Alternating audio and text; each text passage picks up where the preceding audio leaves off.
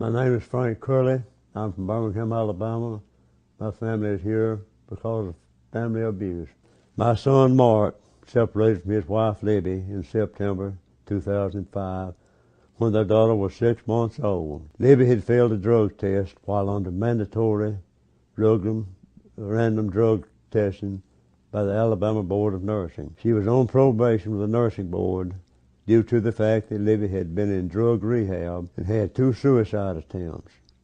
Upon the discovery of this drug test failure and her foregoing a number of documents to the nursing board, they demanded drug rehab again. Libby informed my son that she had been involved in a prostitution, human trafficking ring. She said that she had been involved in this since September of 2006. According to her, she had blackmailed on quite a number of politicians, the judge being one. At the time that my son met Libby, she was represented in a legal matter by the governor's son, Rod Riley, an attorney in Birmingham. About the time the divorce was filed, Libby filed a false charge of domestic violence, of which he was later acquitted. In the first hearing, which decided temporary custody, Libby was awarded custody, even though she still had a couple of weeks left in rehab.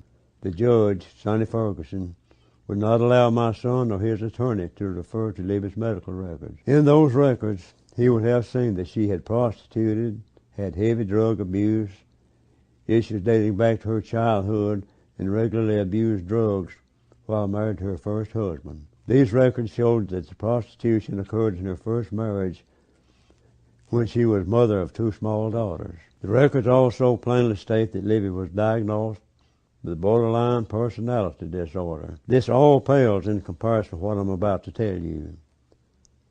These records told how Libby was abused emotionally and physically by her mother as a child. Libby was awarded full custody of their child and a provision in the divorce decree allowing Libby's mother to babysit my granddaughter. The decree stated that her mother, Ann Vaughn, was to have her husband, Ray Vaughn, present on all occasions to help supervise. My son filed a motion to alter, amend, or vacate, but it was denied.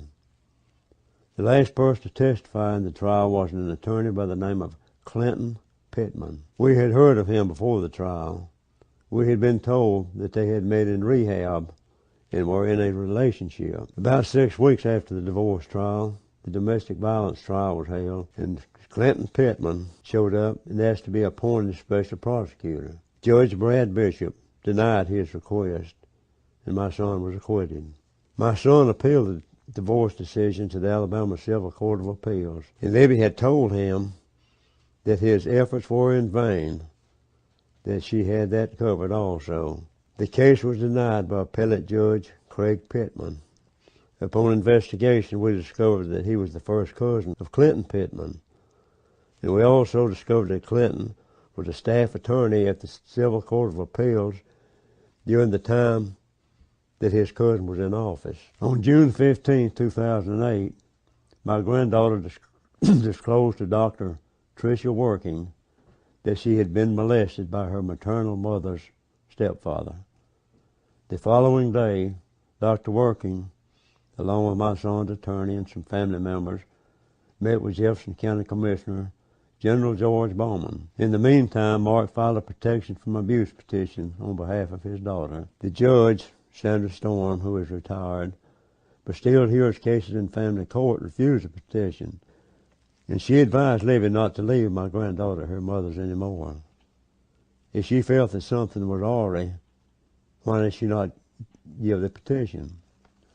And 2 days later, my son got to see his daughter for the first time in 6 months. The mother had withheld visitation.